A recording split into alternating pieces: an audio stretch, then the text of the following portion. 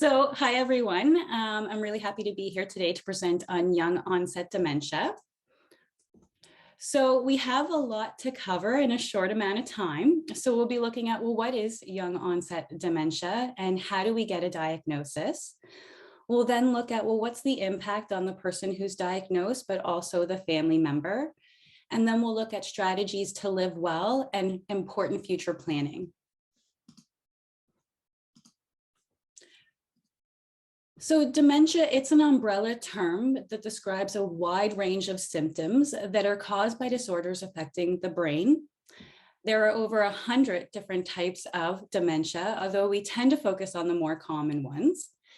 And young onset dementia is when symptoms are developing before the age of 65. And this accounts for about 2 to 8% of all dementia cases. So we'll move into our second poll of the day. So I'll switch it back to Jamie. Okay, so I'm just launching the poll now. So the first question is, young onset dementia is no different than dementia in older adults. Is that a true statement, false, or I don't know?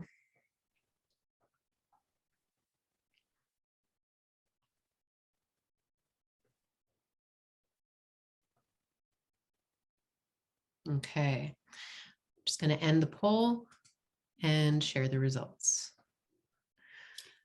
So 100% said false. I'm happy to hear that because that is the correct answer.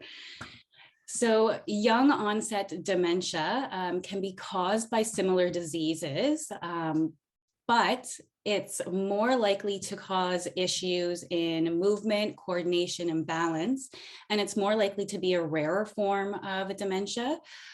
But one of the unique situations with young onset is when it's happening in stage of life. So oftentimes people still have young children, they might be working full time, and they might not have accumulated as many assets. So young onset dementia it's any type of dementia that happens before the age of 65.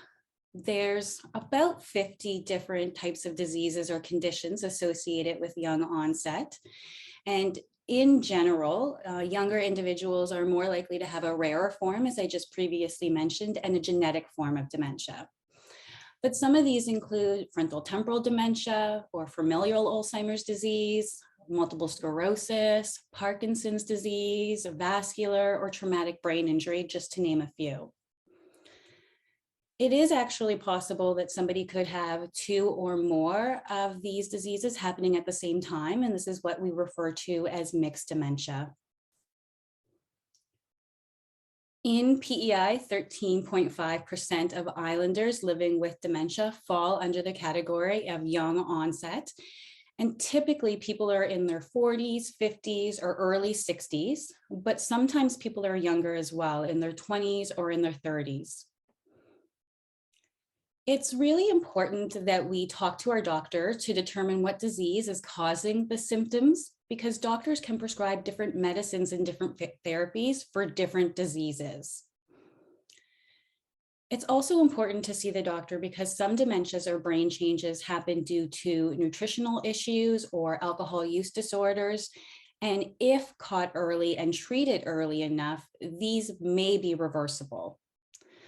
Dementia-like symptoms that are caused by things like brain tumors, brain bleeds, or other infections may also be reversible. But unfortunately, there are certain kinds of dementia like Alzheimer's or frontal temporal dementia that are not reversible. And we're still trying to understand why. Why are some reversible and others aren't?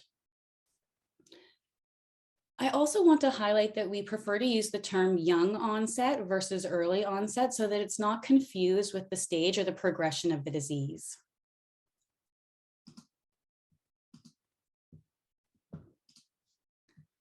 So oftentimes when we think about dementia, we think memory loss. But sometimes the first noticeable symptoms with young onset dementia or even other forms of dementia, the first noticeable symptoms may be personality or behavior or mood changes. And all too often, we forget that changes in vision, muscle control, and balance can also be associated with young onset. Other symptoms can include things like difficulty paying attention or a limited attention span. And oftentimes, the first times we might be noticing these symptoms is when we're at work. Depending on which area of the brain is being impacted, we can also see communication changes. And so we can see difficulty speaking, writing, or reading. And we also see shifts in abilities to complete instrumental activities of daily living and activities of daily living. So an example of instrumental activities of daily living could be paying a bill, so something more complex. And activities of daily living could be something like brushing our teeth, getting dressed, or eating. And finally, another symptom that can be associated is memory loss, although this doesn't always, it's not always the first noticeable symptom. So this is a syndrome that really, it manifests differently for different people. And the symptoms we see really do depend on the type of dementia and which area of the brain is being impacted. Some individuals with young onset dementia can live well for 20 years or more, while others progress more quickly, say over 2 to 3 years.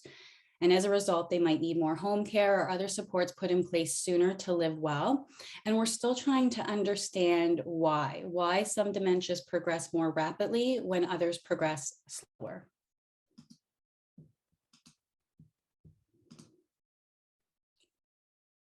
So we do recognize that getting a diagnosis can take time, and especially when we're thinking about young onset, it can take longer.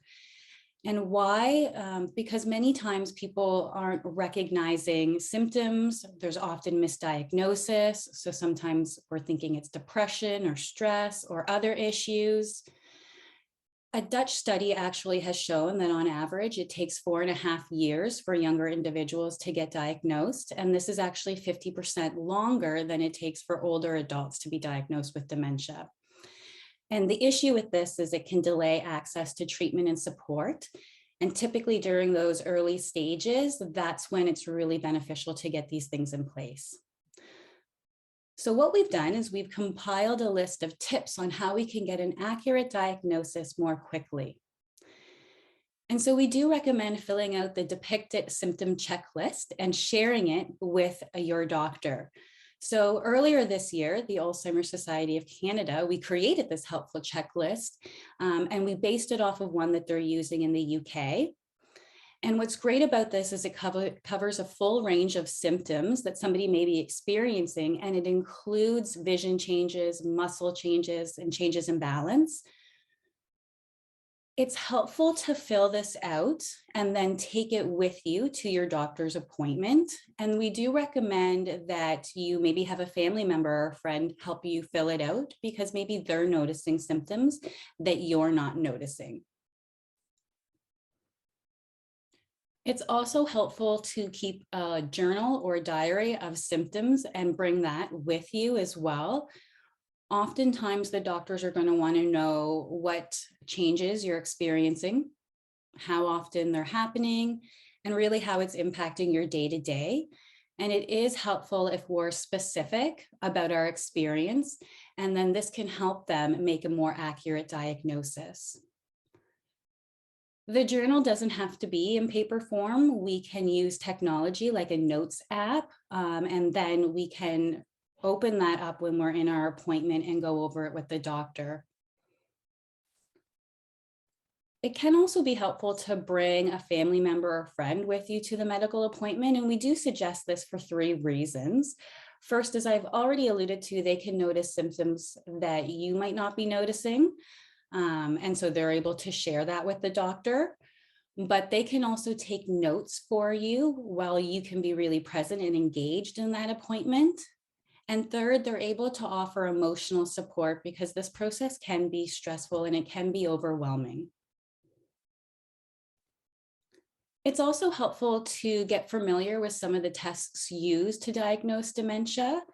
And so getting to know the various tests, because there are multiple ones. Unfortunately, one is not enough.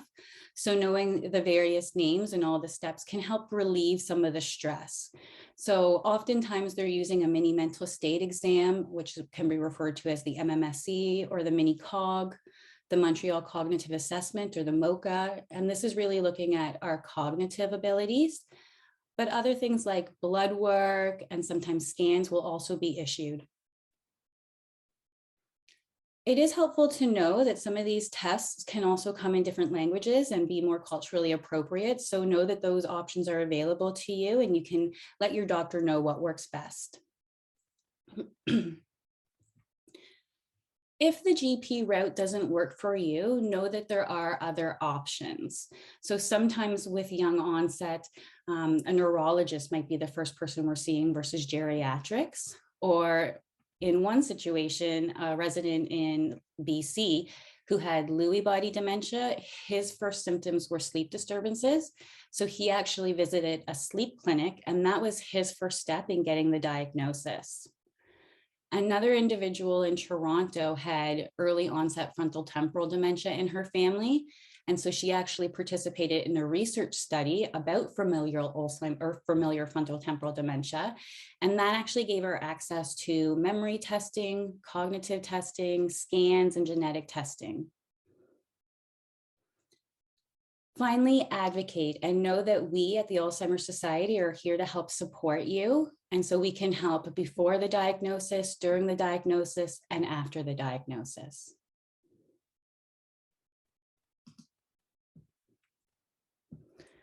So now I want to talk about the impact of the diagnosis on the person.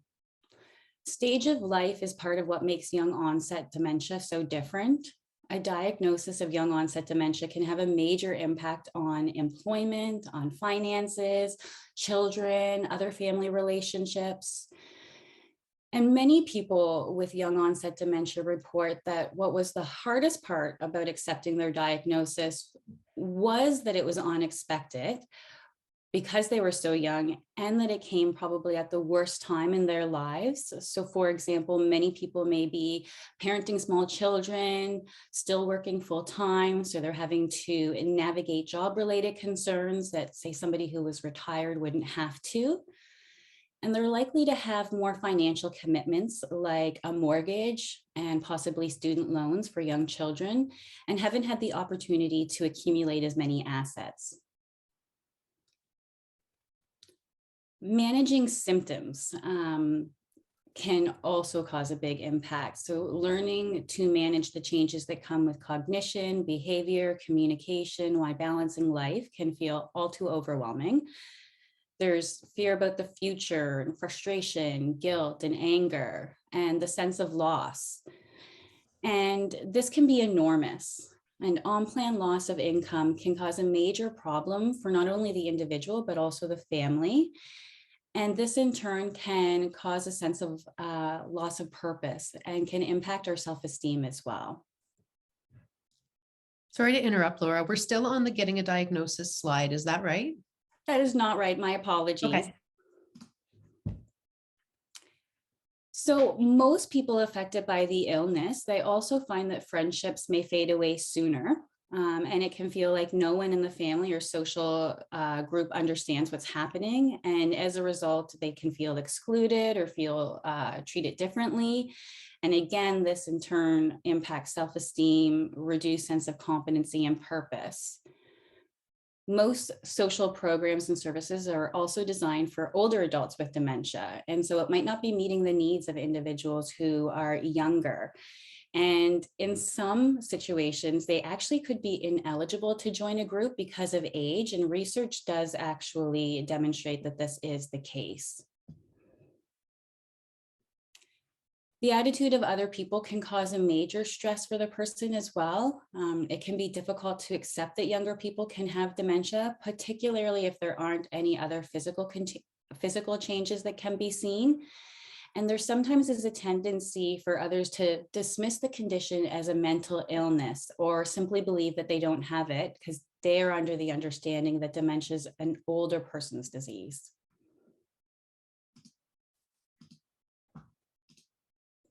So the impact on the family. The people caring for folks with young onset dementia, they too are likely to be younger. And so they may be managing various demands with work, raising children. They may be caregiving for potentially elderly parents and then maybe a spouse now. And this can feel really exhausting. Caregivers often need to take on additional roles within the household as the individual with dementia's abilities change.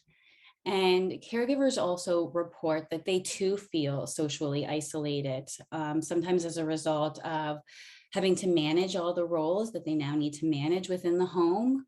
But they too report that family and friends and the broader community do have difficulty accepting the diagnosis and understanding the diagnosis, and therefore they're not offering the emotional and practical support that caregivers often need.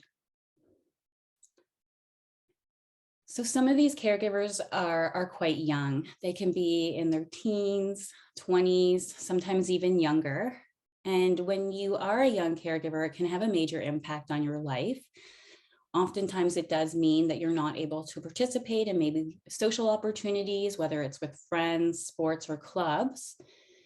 And they do experience a role reversal at a really young age as they are potentially starting to take on more caregiving roles for their parent. And this can cause an enormous amount of loss and grief for them. Young carers also need to access different types of support than older carers do. And so they might be more likely to use web-based chat, social media with the goal of connecting to others who are on a similar experience. Financial commitments and challenges can also be another source of stress for caregivers. As I kind of mentioned, they may already have a mortgage. There can be tuition fees associated with young children. They may have higher debt that they haven't had the opportunity to pay down yet. And then you add on reduced or no income potentially from a spouse, or maybe they need to take a temporary leave from work. And this causes a tremendous amount of pressure. So we'll just move now into our second poll question of the presentation. Okay.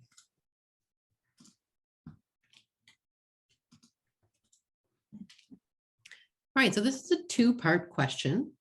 The first question asks, people with young onset dementia tend to have a longer stay in hospital compared to older adults. True, false, or I don't know.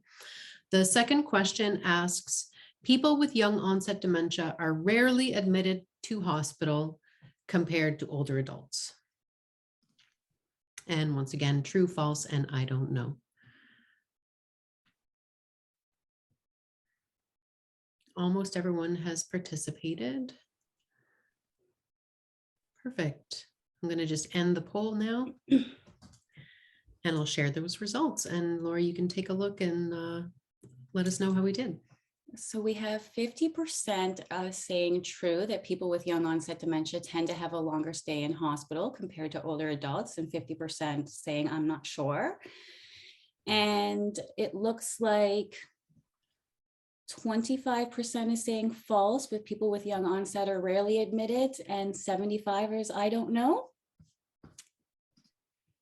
So people with young onset dementia, they tend to stay in hospital longer than older adults. And this could be related to difficulties finding age-appropriate services for younger patients. And oftentimes they're more physically fit. So finding appropriate home supports may take longer. So the average length of hospital stay for persons with young onset is 27 days compared to 20 days for older adults.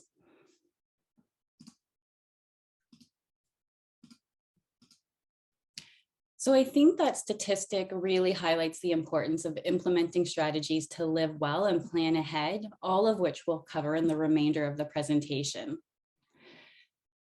So being diagnosed at a young age, it causes many emotions, and this roller coaster of emotions is to be expected during this time as we're coming to terms with our new reality.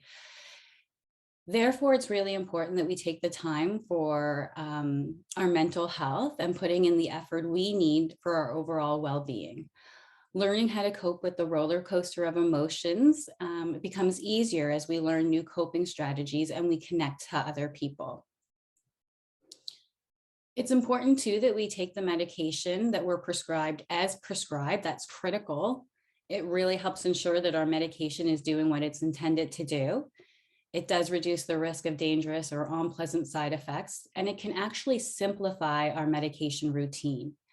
And some pharmacies offer services to make med management easier. So they can align the day that you're getting your refills done so you're not having to come in multiple times. And they can also pre-sort and package your prescriptions into blister packs, which makes medication management much, much easier.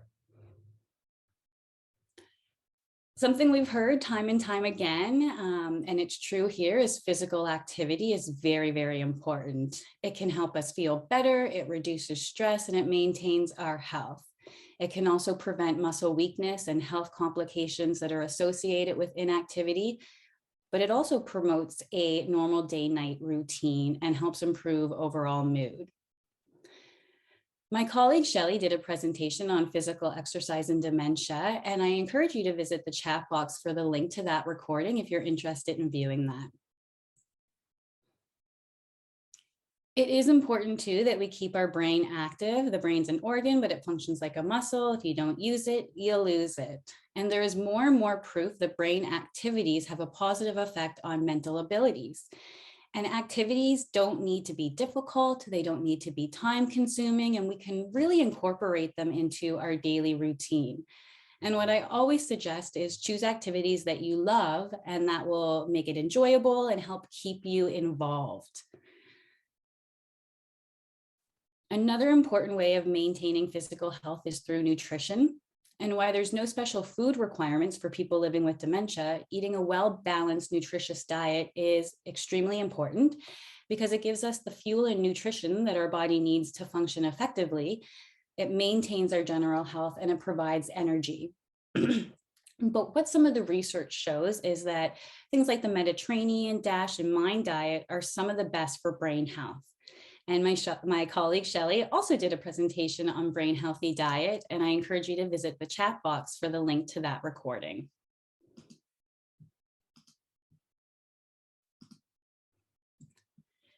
So people with young onset dementia in their 30s, 40s, and 50s have often grown up with computers and have been using computers maybe since their teens, maybe earlier, which makes digital tools even more helpful. So we do encourage people to leverage technology in a way to live well with dementia. And it's important to know that there's not one size fits all. And it's helpful to start with equipment you may already have and to dive into the accessibility features that come with your smartphone or tablet. And these can aid you in your dementia care. So some people with young onset, as I mentioned earlier, they use the note apps and that helps them track their symptoms and they keep the journal there. And then they're able to share that with their doctor. You can also use the calendar and put your appointments in, and then you can set the reminder notification and you can customize these oftentimes so that they come maybe the day before, the morning of. Technology is expanding all the time, and now we have tag tech that can help you keep track of your items that you may misplace. So things like our purse, wallet, keys. We can use things like the Tile, the Samsung Galaxy Smart Tag, or Apple AirTag. And these are quite small devices that, again, we can put, say, in a wallet, and then it can help keep track of them. But there's also other apps that can help us stay geographically oriented and connected. And these are things, again, that we may already have on our device. So Find My Phone, Google Find My Device, or Find My iPhone. And what's nice about these is we can also share a location with family and friends. It is helpful to get connected. So many people with young onset dementia say that they've gained and sustained so much by growing their network knowledge and skills. It really helps maintain independence and success after that diagnosis. So you can join an advocacy group, an advisory group, or leadership group, and this can really help give a sense of purpose because we're helping others. It gives us a sense of achievement as well. There's peer support groups that you can join as well. And I'll talk a little bit more about a group that we're starting in June.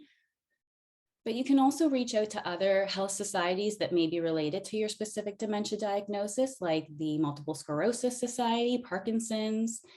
And if you ever need help knowing what's available within the community, give us a call and we can help navigate that.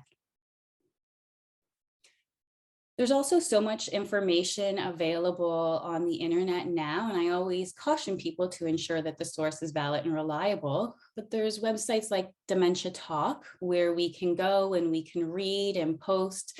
There's discussion boards, so we're able to engage with others who are living a similar experience. And finally, we recommend to plan ahead. So young onset dementia, it's a progressive illness. And at some point, individuals may no longer have the capacity to make informed decisions on important issues, and they're going to need assistance, which is why it's so important to ensure that these decisions and wishes are planned and communicated ahead of time. And we'll talk about those momentarily. So I just wanted to conclude this section by giving some quick strategies and tips on how we can live well. So for the person diagnosed, let's simplify our daily routine. Set up a routine and engage in the familiar. Let's try not to overschedule ourselves, but still doing things that we love. Different kinds of dementias, I've kind of already mentioned, have impacts on communication. And what's great is they're communication tools that can help keep us on track. So whether we use a whiteboard and that's where we're leaving messages, I'm going to the store, be back in 5 minutes. We can use sticky notes as well. And there's apps now that we can use as well. It's helpful to know our symptoms and adjust our activities accordingly. So for example, changes in vision can be connected with young onset, as I mentioned. And if we notice that our vision is worsening in the afternoon, if we're able to adjust our plans accordingly, that can be an effective way of managing. I always say, let's focus on our personal strengths and focus on what we can do. So if visual skills are our strong suit, we can use pictures or diagrams. Or if verbal skills are our strong suit, let's talk through concerns with a trusted person. And know what works for you and let others know what works for you. Share what works, share what doesn't work so that they can adjust accordingly. So 5 helpful strategies for families is try not to schedule too much in a day. People with young onset dementia can become overstimulated and tire quicker. So it's helpful to not overscheduleize to minimize the chance of this.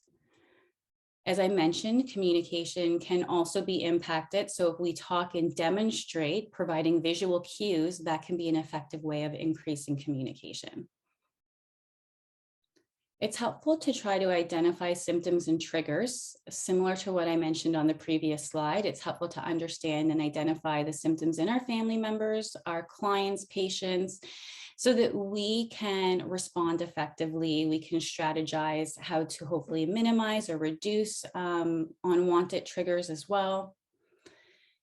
And minimize distractions. So if we're trying to communicate with the individual and there's background noise, can we turn the TV off, turn the radio off, maintain eye contact? And of course, take time for you, care for you. Oftentimes, caregivers don't take the time that they need for themselves, which can lead to burnout and a whole host of issues. Taking the time you need to care for yourself will ensure that you're a better caregiver. So we're moving into our last poll of the day.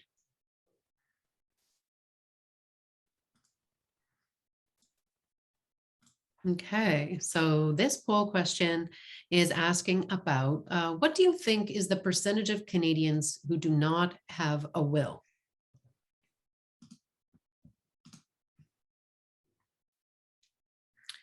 Is it more than 20, more than 40, more than 50, or more than 70%?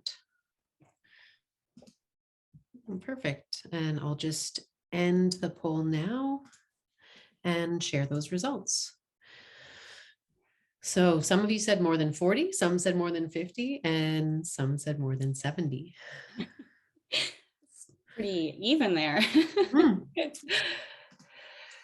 So it's actually more than 50% of Canadians don't have a will. So chances are you or somebody you care about is one of them. And when thinking of young onset dementia, future planning is essential. So as soon as possible, make a list of the important documents that you need to have in place and review the list with your family members and friends so that they're aware of your wishes. So nobody wants to think about death, but not taking the time to do a will can cause a great deal of stress after somebody passes. A will is a legal document that expresses your wishes as to how you want your property to be distributed after death, and it names an executor who kind of manages and oversees that. A power of attorney is a legal document that gives another person the power to look after, say, your financial or your property affairs if you're unable to do so yourself, or if you wish that person do it for you. A power of attorney does not give a person the authority to make healthcare decisions or personal care decisions. That needs to be done in a healthcare directive. So a healthcare directive is a document that outlines treatment decisions that a patient has asked to be followed if they are unable to communicate the wishes themselves. This document is also sometimes referred to as a living will or advanced care plan. And within the healthcare directive, we name a proxy who will make healthcare decisions for us if we're unable to communicate those and if our healthcare directive doesn't address them. When naming an attorney, an executor, or a proxy, it's imperative that we trust them explicitly. The other thing that we want to think about with young onset is money and thinking about, how that's going to change over time. So when diagnosed with young onset dementia, it is important to consider what that means long-term for finances. Finances can cause a great deal of stress, so it is important that we take the time and make the plans that we need to ensure that we can live comfortably. Some people do find it helpful to use a worksheet as a guide or a reference, and as depicted on the screen, the Alzheimer's Society of Canada created one earlier this year, and you can visit the chat box for the link to this worksheet. Employment is something else that we need to consider. So one of the things that happen with young onset that makes it so unique is somebody might be in the prime of their career, and sometimes that's when we may notice our first symptoms being developed, is why we're at work. And work really impacts how we see ourselves. There's an emotional component, identity is related. It's not just financial. But it is helpful to make the employer aware of your diagnosis. It is possible to have accommodations put in place so that you're still able to work. It just might look a little different.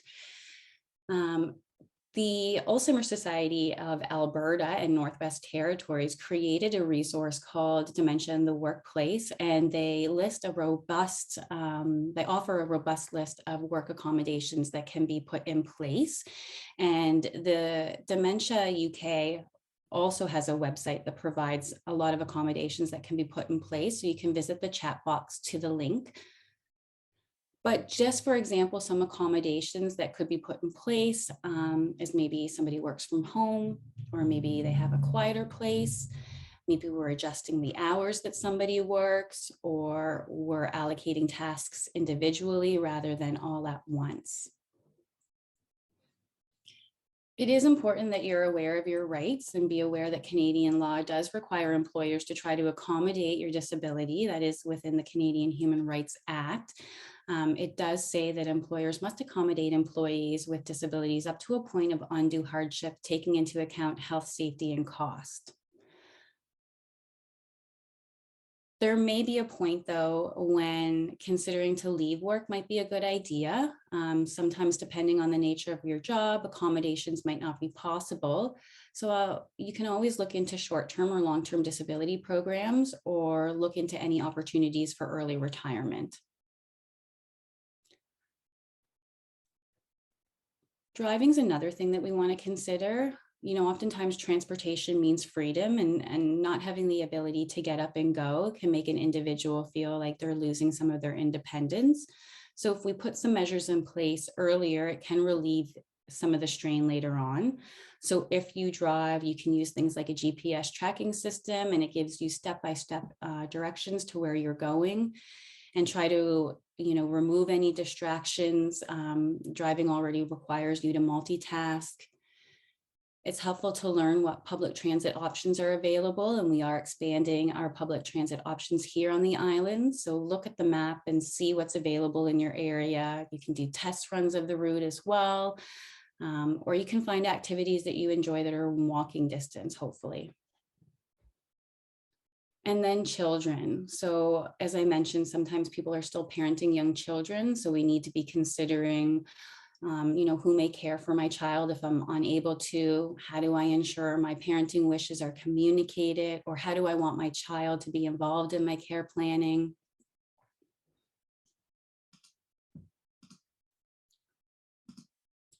So I just want to highlight some of our programs and services as we're coming to a close to our presentation. So First Link is a program that we offer, which offers case management and ongoing support, and it links you into the other programs and services that we have on the screen. We offer a volunteer companion program where we match a volunteer with a person living with dementia to provide companionship, social stimulation, and respite for caregivers. We offer dementia care training for healthcare professionals. We have a wellness connect and care program that we're starting as well, which will include a walking program as well as social activities. Our support groups have expanded across the province, and that's so exciting to see. We offer one-on-one and family counseling as well, and we have a ton of resources and education. I just want to highlight too that we are starting a new support group here. It is for people who are family members and friends of somebody diagnosed with young onset dementia. It is going to be on the fourth Thursday of every month, and it's going to be from 6 to 7 p.m.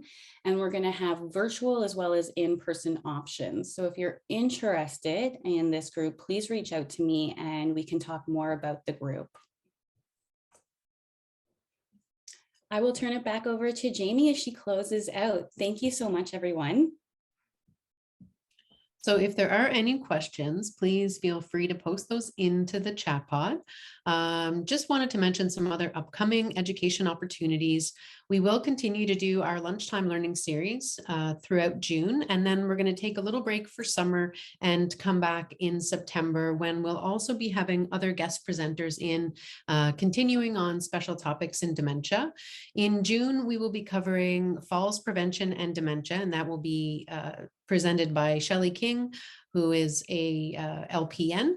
On June 23rd, we will have a presentation on changes in communication and behavior in dementia, and I will be presenting that session. We also have our dementia care training program for healthcare providers, and that involves a DCT 101 and 102. It's a very in-depth training into dementia that really provides methodology based on positive approach to care, you first, dementiability, and Alzheimer's Society portions of education as well. And we have sessions coming up in Charlottetown in June, and then in Montague in September. And we will be circling back to the west end of the island next, probably fall, winter. Also, just another invitation. This is our annual Walk for Alzheimer's, the IG Wealth Management Walk for Alzheimer's. We do this every year. It's our biggest annual fundraiser, and the walk is this weekend on May 29th. We have locations in O'Leary, Summerside, Charlottetown, and Montague, and you can learn more about that at walkpei.ca. It's going to be a really nice time, and there's also other things going on like our scavenger hunt. Great prizes are up for grabs for participating in that, so we hope to see you out there, and we thank you so much for your support in that. The funds that we do raise through the walk stay here locally and help us to continue to provide supports and services, and also to continue expanding our offerings to meet the needs of islanders impacted by dementia. So once again, thank you so much for joining us. Laura and I will stick around in case there's any questions, and we will put a copy of this recording up on our YouTube channel. Please feel free to reach out to us anytime. The number is on the screen and the email address as well.